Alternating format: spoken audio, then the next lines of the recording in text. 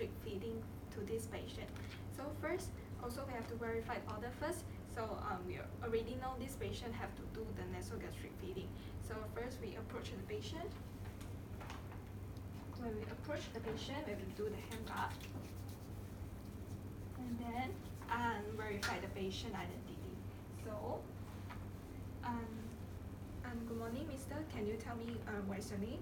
So, Mr. Tan. So we also check the identification wristband. So the patient is correct. So I self-introduce myself. So good morning, Mr. Tan. I'm student nurse, Miss Chong. So today I'm gonna feed you the milk also just as usual. Okay.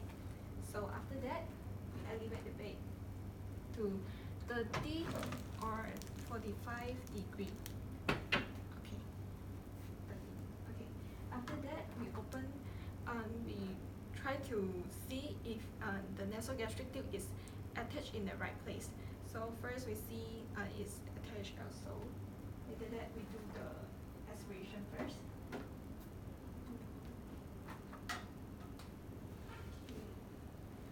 Okay, we open it and then we put it in. And then we also do like the same. We aspirate 0.5 to 1 ml of the gastric. After that, we close back the spigot and then aspirate to test. So the pH has to be between 0 to 5, which means it's in the stomach. So we try another method, which is insert the air, which is 5 ml of air. So,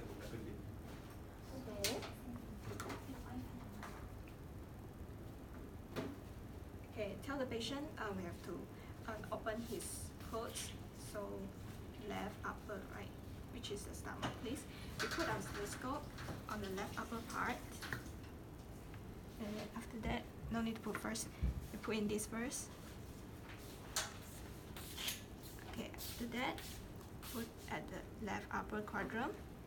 And then we have to hear the whoosh sound, which means that the nasogastric tube is in the stomach. Okay, so close the spigot again. Okay. Okay, after we make sure the nasogastric tube is in the stomach, we have to see if the nasogastric tube is attached to the nose. We also have to compare the diameter, the length of the nasogastric tube is same with the initial measurements. So after that, we throw it, and then we strike by using a new syringe to syringe out, aspirate the gastric content.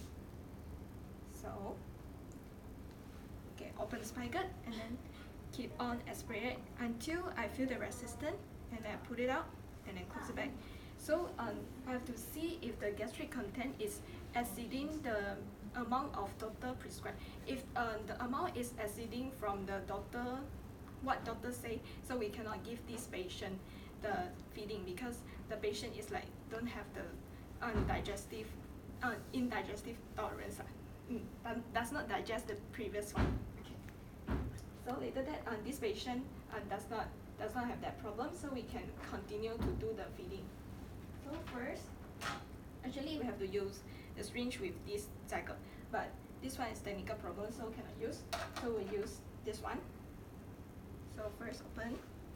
So I have to tell the patient that, Mr. Tan, I'm going to feed you. So first, just as usual, I have to give you the clear water first to flush the tube. So clear water, like almost 30 ml. Okay, that's it a bit. It's never mind. And then using gravity to let it flow naturally until it's almost finished. We clean the back, and then we pour the milk. Assume that this is the amount of milk this patient needed. Okay, we'll keep on doing. Okay. Assume that this is the last amount of the milk, so we left a little bit also, like this, and then we clamp. And then we have to pour the water like almost 30 ml or so, or 15, to flush the tube.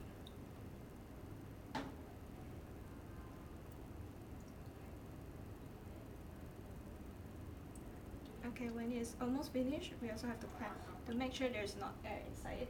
And then we put it out, and then we close the spigot back. So after that, we have to tell the patient. If the patient have any uncomfortable, have to inform me immediately. And after that, I do the hand wash first, and I put the patient. Oh, no need to put patient. We will remain the patient in 30° like this after 30 minutes. So have to let the patient in this position for at least 30 minutes. So and then we do documentation. We have to write the gastric content we aspirate, the amount and the color, and after that also what we feed the patient. So the amount of feeding, the formula of the powder milk, and also the amount we feed in. Okay, and the time we feed. Okay, that's all from. Thank you.